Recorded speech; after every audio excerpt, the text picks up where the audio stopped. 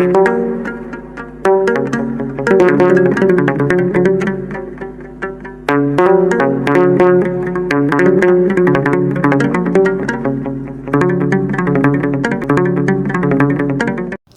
አብ ወወልድ ወመንፈስ ቅዱስ አሐዱ አምላክ አሜን። ብሩካን እግዚአብሔር ልጆች በክርስቶስ የተወደዳችሁ በዘላለም ፍቅሩ ወደ አብ መንግስት የፈለሳችሁ በእግዚአብሔር ተወዳችሁ እግዚአብሔር ተወዳችሁ ተጠሩ አብ እንዲህ ያለውን ፍቅር የሰጣችሁ መንፈስ ቅዱስ የዘላለም ርስት ወራሾች መሆናችንን የምናረጋግጥበትን በ40/80 ቀናችን ሀብተ ወልድ ስመ ክርስትናን የሰጣችሁ የቅዱሳን ቤተሰቦች ሰማያዊ ዜጎች ያደረገን ሁላችሁ እንደምንቆያችሁ ሁሉን የሚችል አምላክ በልዕልናው ከፍ ከፍ ያለ በምክሩ ድንቅ የሆነ የአባቶቻችን አምላክ የኛም ደግሞ የልጆቻችን አምላክ እግዚአብሔር ስሙ ብሩክ ምስጉን ይሁን። በጌታችን በኢየሱስ ክርስቶስ ስም ሰላም እላችኋለሁ እግዚአብሔር ልጆች። ዛሬ ወደ መጠልን ትምህርት ከመሄዳችን በፊት ያው ሱባኤ ስለገባ ጾም በምጽዋት ነው የሚደገፈው። የአጋፔ ቤተሰብ አንድን ቤተሰብ ከአንድ ቤተሰብ ጋር የምናገናኝበት ፕላትፎርም አለን። በተለይ ደግሞ ልጆቿን ያለ አባት የምታሳድግ ምስኪን እናት 4 ልጆች ይዛ ባሏ ሞቶ ብቻዋን የምትታገል እናትን አንድ ቤተሰብ ይይዛል። በተለያየ ዓለም ያላችሁ ይሄ ቤተሰብ ሚኒመም 50 ሺህ ብር ወይም 60 ሺህ ብር በዓመት መስጠት ቢችል ቢያንስ ለአንድ ልጇ ምሳ መስጠት ትችላለች በዛ ገንዘብ። እንደዚህ አይነት ፕላትፎርም አለ። እንግዲህ የተወሰኑ እናቶች አሉ በተለያየ ጊዜ ወደ እኔ የሚመጡ መልእክቶች ስላሉ ያጣራን መደገፍ የሚገባቸው እናቶችን እንደግፋለን። ስለዚህ እነዚህን ቤተሰቦች ማግኘት የምትፈልጉ በዚህ በተባረከ ጾም በእመቤታችን ስም ምጽዋትን ማድረግ ቋሚ ድጋፍ ማድረግ የምትፈልጉ 9114138 ስልክ ላይ አሳውቁኝ። እናንተን ቤታችሁን መድኃኔዓለም በሰፊ እጁ ይባርክ። ዛሬ የምንማረው እግዚአብሔር ለምንድነው ልጆቹን ወደ ምድረ በዳ የሚመራው የሚል ነው። ርዕሱ ላይ እንዳያችሁት መነሻ ጥቅሳችን ኦሪት ዘጸአት ምዕራፍ 13 ከቁጥር 18 ጀምሮ ያለውን እናነባለን። ነገር ግን እግዚአብሔር ሕዝቡን በዙሪያው መንገድ በኤርትራ ባህር ባለችው ምድረ በዳ መራቸው። የእስራኤል ልጆች ከግብፅ ምድር ተሰልፈው ወጡ። እንግዲህ ይህንን ቃል ስትመለከቱ የእስራኤል ልጆች ከግብፅ ሀገር የወጡበትን መልክዓ ምድራዊ ሁኔታ ነው የሚያሳየው። እስራኤልና ግብፅ በየብስ ሲገናኙ ነበር በዛ ሰዓት። አሁን ስዊዝ ቦይ ይመስለኛል የሚባለው በእስራኤልና በግብፅ በእስያና በአፍሪካ መካከል ያለውን ድንበር የከፈቱበት ቦይ እሱ ከመሰራቱ በፊት መሬት ነበር እና በቀላሉ ከግብፅ ወደ እስራኤል ይገባ ነበር። ሲመጡ የአባቶቻቸው ሲመጡ በእግራቸው ነው የመጡት። በፈረስ በግመል በሰረገላ ነው የመጡት። በሰረገላ ሊመለሱ በግመል ሊመለሱ ይችሉ ነበር። የነሱ አባት ያዕቆብ ወደ ግብፅ ሲመጣ የመጣው ወደ ግብፅ የመጣው በሰረገላ በፈርዖን ሰረገላ ነበር። የእሱ ልጆች ግን ወደ አገራቸው ሲመለሱ በምድረ በዳ ነው የሄዱት። እሱ ያዕቆብ ቀድሞ የቤት ስራውን ጨርሷል። ቀድሞ በእግዚአብሔር ትግል ውስጥ አልፏል። እግዚአብሔር ባዘጋጀለት ምድረ በዳ ውስጥ አልፏል። ከዘመኑ 70% የሚሆነውን ዘመን በትግል ነው ያሳለፈው። በህይወት ምድረ በዳ ውስጥ ነው ያሳለፈው። ከእናቱ ቤት ከወጣ በኋላ ከእግዚአብሔር ጋራ እንዲሁ ደግሞ ከአስቸጋሪ ቤተሰቦች ዘመዶቹ ጋራ ከላባ ጋራ ያሳለፈው ያ ዘመን የህይወት ትግል ነበረ። እንደገና እግዚአብሔር ፊት ለፊት ተገናኝቶ ታግሎት እስራኤል ብሎ ባርኮት የዘመኑን ሁሉ ፍጻሜ ከእግዚአብሔር ጋራ በመታገል ያሳለፈ ሰው ነበር። ስለዚህ እሱ በሰረገላ ወደ ግብፅ ቢመጣ አይገርምም። ይሄኛው ህዝብ ግን ባሪያ ነው። ይሄኛው ህዝብ ግን የግብፅ አማልክትን የለመደ ነው። ይሄኛው ህዝብ ግን ጭካኔ የለመደ ነው። ሰው ሲከፋው፣ ሰው ሲደኸይ፣ ሰው ባሪያ ሲሆን፣ ሰው ተስፋ ሲያጣ በጣም ክፉ ነው የሚሆነው። ታውቃላችሁ፣ ሰዎችን ለመርዳት፣ ሰዎችን ለማገዝ፣ ሰዎችን ለመንከባከብ፣ ለሰዎች ለማዘን ትንሽ የሰው ልጅ ኑሮ መደላደል አለበት።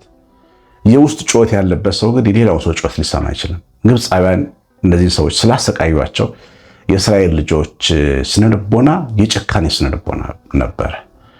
የሚገርማችሁ ሙሴ ሊያግዛቸው ለነሱ ተቆርቆሮ ግብፃውያን በመግደሉ ምክንያት ለፈርዖን ነግረው ሊያስገድሉት ነበረ የገዛ ወገኖቹ እስራኤል።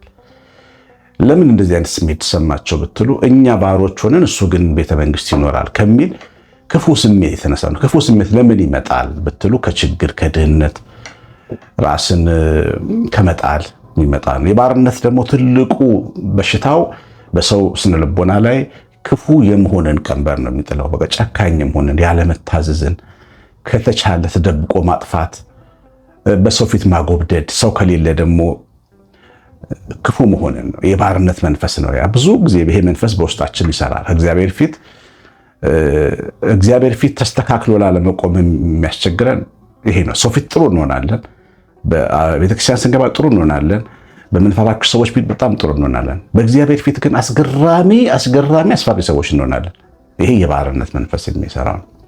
በዚህ መንፈስ ውስጥ የነበረ ህዝብ ነው እንግዲህ ወደ ሀገሩ ሊመለስ የወጣው። ስለዚህ ይህንን ህዝብ በሰረገላ ጭኖ ወደ ከነዓን ማስገባት ምን አይነት ህዝብ ሊፈጠር ይችላል? እግዚአብሔር ያቀደውና ያሰበው በታምራቱ በእጁ የሚኖሩ በእሱ የሚያምኑ በተስፋው የሚያምኑ ህዝብን ነው የፈለገው። ሁሌም በክርስትና ውስጥ በጣም ብዙ ህዝብ አይደለም እግዚአብሔር የሚፈልገው። በዛ ውስጥ በመስቀሉ ተስፋ የሚያምኑ፣ በደሙ ኪዳን የሚያምኑ፣ በእግዚአብሔር እጅ የሚያምኑ፣ በእሱ አኗሪነት፣ በእሱ ይቅርባይነት፣ በእሱ ታዳጊነት፣ በእሱ አባትነትና ፍቅር የሚተማመኑትን ነው ጌታ ከህዝቡ መካከል የሚፈልገው። ይህንን እወቁ። ሰልፋችን ውስጥ ምንድን ነው አቋማችን? ቤተክርስቲያን ስንሄድ፣ ስንወጣ፣ ስንገባ፣ ጾም ስንጾም፣ ስንጸልይ፣ በሰልፍ ውስጥ ስንሆን የኛ የልብ አቋም ምንድን ነው?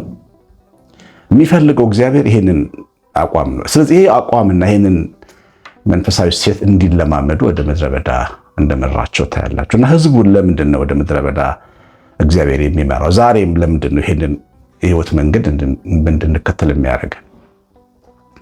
ወደ እግዚአብሔር ስጠጋ ነገሮች ሁሉ ተመሰቃቀሉብኝ የሚሉ ሰዎች ታውቃላችሁ፣ በጣም ብዙ አሉ። ምን ማለት ነው? ወደ ምድረ በዳ ወሰደኝ ማለት ነው። ሆሴ ላይ አባበላታለሁኝ፣ ከዛ ወደ ምድረ በዳ ወስዳታለሁ፣ ለልቧ እናገራታለሁ፣ ከዛ ወደ አኮር ሸለቆ፣ ወደ በረከት ሸለቆ፣ ወደ ክብር ሸለቆ አመጣታለሁ ይላል። ወደ ክብር ሸለቆ ግን ከምድረ በዳው በኋላ ነው የሚመጣው። ያንን የምድረ በዳ መንገድ ለምንድን ነው እግዚአብሔር የመረጠው ስትሉ በዋናነት ታላላቅ ስራዎችን ሊሰራበት ነው። አንደኛ ታላላቅ ነገስታትን እንዲመታ ነው። ዳዊት በመዝሙር 135 ላይ ህዝቡን ምድረ በዳ የመራ ብሎ ታላላቅ ነገስታትን የመታ ይላል። ህዝቡን በምድረ በዳ የሚመራው በህዝቡ ፊት ታዳጊ ለመሆን ነው። ታላላቅ ነገስታት እንዲመቱ ነው። ነገስታት ገዢዎች ናቸው። በእኛ መንፈሳዊ ህይወት ውስጥ ነገስታት የሆኑ በጣም ብዙ አሉ። ሱስ ንጉስ ሆኖበት አለመቻል፣ ስንፍና፣ ተስፋ መቁረጥ፣ የበጣል ስሜት፣ የባይተዋርነት ስሜት፣ አልፈለግም፣ እግዚአብሔር አይወደኝም፣ እኔ ኃጢአተኛ ነኝ የማለት በጣም ቆሻሻ ስሜት ውስጣችን ውስጥ አለ። በጣም ብዙ ማለት ነው። እና ነገስታት ውስጣችንን ገዝተውታል። አለኛ ውስጥ መሞት የሚገባቸው ነገስታት አሉ። ከኢየሱስ ክርስቶስ በላይ ህይወታችንን የሚገዙ ብዙ አሉ። ይሄ ምንም የማንክደው ሀቅ ነው። ለተሸነፍንለት ለየትኛውም ነገር እኛ ባሮች ነን። ስለዚህ ያ እኛ ላይ ገዢ ሆኖ ነው የተቀመጠ። በእያንዳንዳችሁ የህይወት ገበና ውስጥ ማትችሏቸው ከባባድ ጉዳዮች እንዳሉ እርግጠኛ ነኝ፣ ከኔ ጀምሮ። እነዚህን ነገስታት ሊመታ ነው ጌታ። ታላላቅ ነገስታትን ሊመታ ነው ወደ ምድረ በዳ የሚመራ በፊታችን ሊመታ ነው። በኃይላችን ማናሸንፍ ደካሞች ስለሆንን በኃይሉ ሊያሸንፍልን ነው፣ ሊዋጋልን ነው።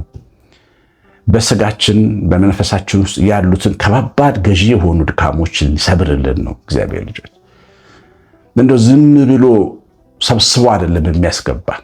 ልጆቻችንን እንደወለድናቸው አናሳድጋቸው። እንደወለድናቸው ወስደን ትምህርት ቤት ነው የምናስገባቸው። የተሻለ ነገር ማወቅ አለባቸው። ራሳችን የሚመሩበት ጥበብ መማር አለባቸው ብለን ዝም ብለን ወልደን ቤት አሽገን እናስቀምጣቸው። እግዚአብሔር ዝም ብሎ ወልደ ቤቱ ያስቀምጣቸው፣ ይወስዳቸዋል ወደ ትምህርት ቤት ማለት። ስለዚህ እነዚህን ከባባድ ድካሞቻችንን ሊመታልን ነው። እነዚህ ድካሞቻችን ይመታሉ። በነገራችን ላይ ዋናው ነገር አምናችሁ በፊቱ ነው። አትጥፎ እግዚአብሔር ቤት ድካሞቻችን ከእግዚአብሔር ቤት እንድንጠፋ ምክንያቶች ሊሆኑ ይችላሉ። የገዙን ነገሮች ጫት ይሆናል፣ መጠጥ ይሆናል፣ ሴት ይሆናል፣ ገንዘብ መውደድ ይሆናል፣ ራስን በጣም አብዝቶ መውደድ ይሆናል፣ ልክ የሌለው ፍላጎት ሊሆን ይችላል፣ አለመረጋጋት ሊሆን፣ ተስፋ መቁረጥ፣ ፍርሃት።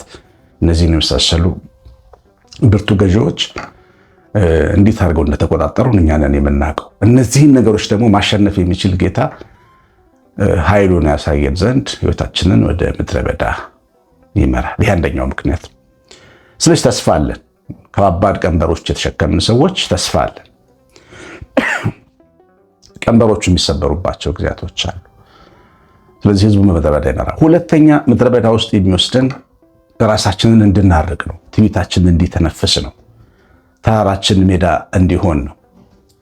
በጣም የሚገርማችሁ ወንጌል ላይ ስለ መጥምቁ ዮሐንስ በተጻፈው ላይ በምድረ በዳም ለእስራኤል እስኪታይ ድረስ በምድረ በዳ ኖረ ይላል። ስለ መጥምቁ ዮሐንስ ሲናገር መጥምቁ ዮሐንስ እናት አባቱ ከሞቱ በኋላ ሕፃን ልጅ ሆኖ ምድረ በዳ ውስጥ ነው ያደገው። በምድረ በዳ ውስጥ ኖረ እስኪታይ ድረስ። መታየት ከምድረ በዳ በኋላ እና መደመጥ ከምድረ በዳ በኋላ ነው። የእግዚአብሔር ልጆች የህይወት ፈተናሽ እህቴ በጣም ጥሩ ሚስት ያደርግሻል። የህይወት ፈተናሽ ማጣትሽ፣ መቸገርሽ፣ መጎሳቆልሽ ጥሩ እናት ያደርግሻል። አዛኝ እህት ያደርግሻል። መንፈሳዊ እህት ያደርግሻል። ወንድሜ በህይወት ትግል ውስጥ መፈተግህ፣ መታሸትህ፣ መድከም፣ መውደቅ፣ መነሳትህ አስተዋይ ወንድ ያደርግሃል። ከምድረ በዳ በኋላ መታየት የሚኖረው ሰው ፊት ለፊቱን ስላሳመረ አይታይም። መንፈሱ ጌጠኛ ሲሆን የመንፈስ ጌጥ ያለው ምድረ በዳ ውስጥ ነው። ዮሐንስ ምድረ በዳ ውስጥ ስላደገ ለእስራኤል እስኪታይ ድረስ ምድረ ውስጥ ቆይላል። ከወጣ በኋላ ምንድን ነው ያለው? ተራራው ሜዳ ይሁን ብሎ ነው የጮኸው። ተራራው ሜዳ ይሁን። ምድረ በዳ ውስጥ እግዚአብሔር ያስተማረው ነው የነገረ። በህይወታችን ውስጥ ወደ ምድረ በዳ ስንገባ ተራራ ሜዳ ነው እንዲሆን ነው እግዚአብሔር። ትዕቢተኛው ሰው ትንፍስ እንዲል እንደማንችል አለኝ የምንለው ነገር ምንም እንደማይጠቅም የእምቧይ ካብ እንደሆነ እንድንማር የተመካንበት ሁሉ እንደሚጎዳን እንድንረዳ የተደገፍንበት ሲወጋን እያየን በህይወት ሰልፍ ውስጥ ብዙ ነገር እንማራለን። ስለዚህ ምድረ በዳችን ተራራችንን ዝቅ ያደርገዋል። በጣም ታዋቂ ሰው ነኝ የምንል ሰዎች በማይሆን ወጥመድ ውስጥ ወድቀን እንደቃለን። በጣም ሀብታም ሰዎች ነን የምንል ሰዎች በማይሆን በሽታ ተይዘን ልንሰቃይ እንችላለን። አለን ብለን የምንመካ በዘር በጎሳ በፖለቲካ የሆነ ቀስት ወጋንና በአደባባይ አፍረን እንወድቃለን። ይህንን አይተናልኝ። የምድረ በዳ ጉዞ ሰው ከራሱ ጋር እንዲታረቅ ልከኛ እንዲሆን እግዚአብሔር ሊያስተምረው ኢጎን ሊገራ ራሱ እንዲክድ እንዲማር መንፈሳዊ ሰው እንዲሆን ህይወትን በሚዛን እንዲመለከት አዛኝ ሰው እንዲሆን ለማድረግ በምድረ በዳ ውስጥ እግዚአብሔር ያሳልፈናል። ይህን ማወቅ ያስፈልጋል። ሌላ በምድረ በዳ ውስጥ የሚያሳልፈን እጁና ታምራቱን እንድንመለከት በጸናች እጅ በተዘረጋች እጅ ግን የኤርትራ ባህር ከፈለ ይላል። የጸናች እጁን እንድናይ እግዚአብሔር የሚገባን በህይወት ችግሩ ስናልፍ ነው። ይህንን እወቁ። እኔ በጣም ብዙ ሰዎችን ሳገለግል በዘመኔ የኖርኩትና አንድ ጊዜ ሰንበት ቤት ውስጥ የሀብታም ልጅ ስላገለግል ሲሄድ ስለ ችግር ላወራው ስል ችግር አላቅም ማለት ይቅርታ አሽዬ እኔ ችግር አላቅም ማለት። ስለዚህ ይሄ ልጅ አሁን በምድረ በዳው ስለሚገኝ በረከት እንዴት አድርጌ ላስተምረው እችላለሁ? ታውቁት በቃ ስለዛ ማውራት ለሱ የሚሆኑ ነገሮችን ከመናገር ባለፈ እኔ እና እሱ እንግባባ አልቻልንም። እኔ በምድረ በዳ የመጣው ነኝ፣ እሱ ግን ገና ትንሽ ቆይቶ ከባድ ችግር ገጠመው። ያ ልጅ ከባድ ችግር፣ ወንድሙ በማያስበው ሁኔታ ሰውነቱ ይደማ ጀመር እና ቤታቸው ተፈታች በድንጋጤ። በጣም የሚወዱት ወንድማቸው ይሄ ልጅ አሁንም ምላች ችግር አለቀም ያለ ልጅ ስለተሳለ ለኡራኤል ቤተክርስቲያን፣ ያኔ ኡራኤል በጣም ስመኛ ነበረ በአዲስ አበባ ነው። በጣም አዲስ አበባ ሊሄድ ነው ስለው ስለት ይዘህልኝ ትሄዳለህ አለኝ። ምንድን ነው ስለው ለኡራኤል ቤተክርስቲያን ተስያለሁ ወንድሜ እንደዚህ ሆኖ አድንልኝ ብዬው ተረፈ ከሞት ብሏል። አሁን ችግር አወቅን ማለት ነው። ከዚህ በኋላ እንግባባለን። እግዚአብሔር አዳይ መሆኑን የምናይበት መንገድ ነው ምድረ በዳ። እግዚአብሔር መጋቢ ነው። የችግር ቀን ወዳጅ ነው። የመከራ ቀን ወዳጅ ነው።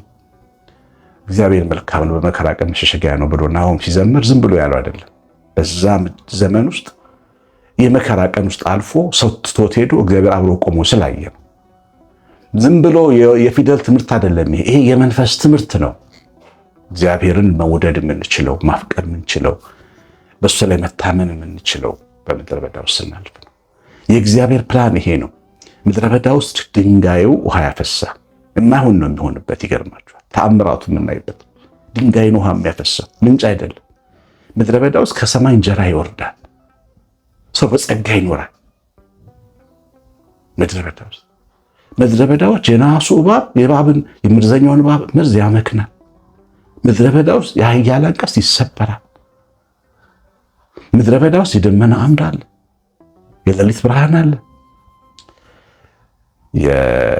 የእግዚአብሔር ጥበቃ መገኘቱ፣ ትድግናው፣ አስፈላጊነቱ፣ ጥቅሙ፣ ዋጋው እየገባን እንድንኖር ምንለማመድበት ነው ምድረ በዳ እና የገባንበት ያለፍንበት ወይም እያለፍንበት ያለው ምድረ በዳ እግዚአብሔር እኛን የተናገረበት ያለው ቋንቋ መሆኑን ሊገባን ይገባል። ሁሉ ነገር ችግር አይደለም። ይሄን ነው ለጊዜው ይመስላል፣ ያበሳጫል፣ ያጎሳቁላል፣ እንደ ልባችን እንድንኖር አያደርገንም፣ ያስለቅሰናል።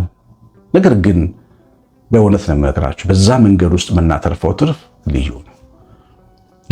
እግዚአብሔር ሕዝቡን በምድረ በዳ የመራው ከዚህ አንጻር ነው። ሰው ይወላችሁ በላያችን ላይ ያለ መለኮት ብቻ እግዚአብሔር ብቻ የሚያውቀው ብዙ ቅድፊት አለብን። እኛ በቤተክርስቲያን የምንገባው ንጹህ ነጠላ ለብሰን ነው። በጣም በትህትና እንዲህ ማለት እንችላለን። ቅድፊታችን ግን ቆሻሻችን ግን በፊቱ ግልጥ ብሎ ነው የሚታይ። ልባችን ውስጥ ያለው ያ የትዕቢት ስብ በደንብ ይታያል በእግዚአብሔር ፊት። እሱን ነው የሚያስተነፍሰው መድኃኒዓለም። እሱን ሳያስተካክል እንዴት ቤቱ ያስገባናል? እንኳን እኛ እግዚአብሔር ቀርቶ ነገስታት እኛ እንኳን የቤት ሰራተኛ ስንወስድ ትችላለች ወይ ስራ ብለን ነው አይደል? የሚያግዙን ሰዎችን ስንሰበስብ ሙያቸውን አይተን ችሎታቸውን አይተን መታዘዛቸውን አይተን ነው። እኛ የምንቀጥረው የሚኖረን ካምፓኒ ውስጥ የምንቀጥራቸው ሰዎች እኮ ለስራችን አቅም ችሎታ ያላቸው መስራት የሚችሉ ሰዎችን መስራት የማይችል ምንም የማይችል ሰነፍ ህይወቱን ያልገራ ትዕቢተኛ ቆሻሻ ህይወት ያለው የተገዛ ስሜት አልባ ክርስቲያኑን መንግስተ ሰማያት ያስገባዋል ብላችሁ ታስባላችሁ? ሳይሰራ ይሄ ነው የእግዚአብሔር መንግስት ምድር ላይ በእኛ ውስጥም ስላለች እዛ መንግስት ውስጥ እዛ መንፈሳዊ ክበብ ውስጥ ለመግባት በምድረ በዳ ማለፍ ግድ ነው። መቀበል ያስፈልጋል። የሰማነውን በልባችን ጻፍ። እግዚአብሔር ቸርነት እመቤታችን ረድኤት በረከት የምላት ጥበቃ አብሮን ይሁን። ሱባኤያችን እግዚአብሔር ይባርክ። እግዚአብሔር አምላካችን እናመሰግንሃለን። ብዙ ጸጋ ብዙ ምሕረት ያለህ ይህንን ሱባኤ ስላመጣህልን የምስጋና ሳምንት ነው። እስከ ነገ ድረስ ምስጋናችንን በፊትህ እናመሰግናለን። ስላረክልን ሁሉ ስላስተማርከን፣ ስለረዳህን፣ ስላገዝከን፣ ስለጠበቅከን እናመሰግንሃለን። አባትና አምላክ ስለሆንከን ያውም ደግሞ ደግ የርኅራኄ የመጽናናት አባት ስለሆንከን በጌታችን በኢየሱስ ክርስቶስ ስም ከመንፈስ ቅዱስ ጋር እናመሰግንሃለን። ለአንተ እስከ ዘላለም ምስጋና ይገባሃል። ቀሲስ አሸናፊ ነኝ። ሰላም